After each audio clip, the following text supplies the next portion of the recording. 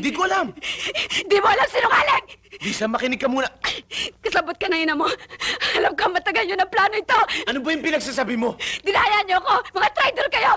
Traitor kayo lahat! Lisa, huminahon ka. Baka mapano ang bata. Wala akong pakialam! Ibalik mo sa akin si Junjun! Ibalik mo sa akin anak ko! Ibalik mo sa akin si Junjun! Ibalik mo sa... Lisa. Lisa.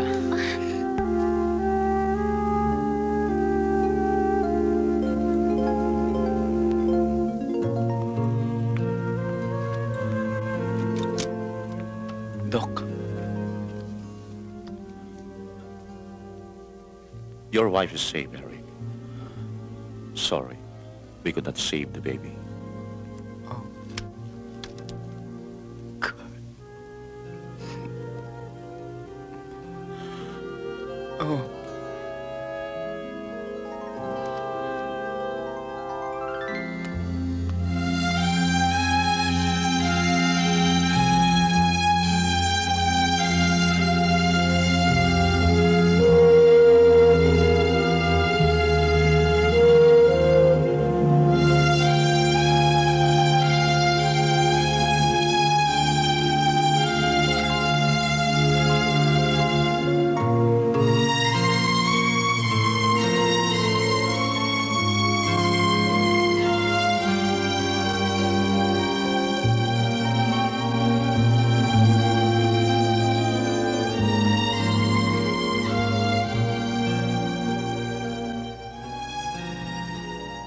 Tinupad ko ang pangarap mo, Lisa.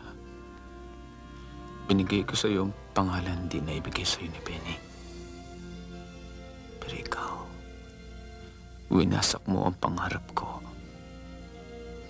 Kung nakinig ka lang,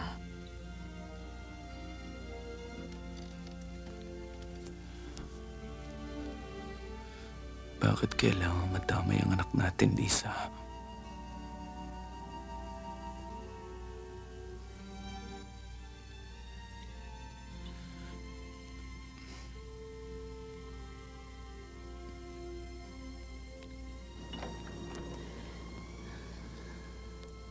Andito ka lang pala.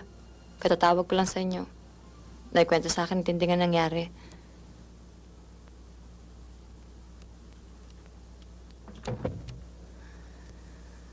Eric, I'm sorry for what happened. Masakit ang nangyari, Maya. Dahil sa pagkakatakas ni Mama kay Junjun. Ayun.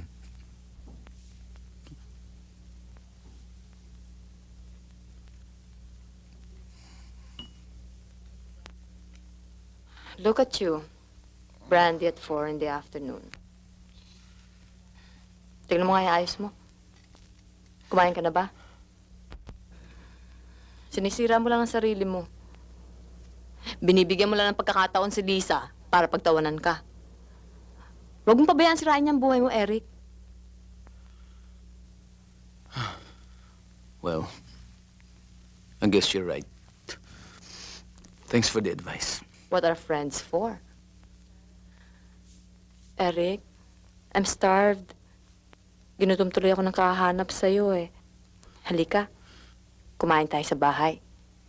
Hindi mo ba alam na magluto?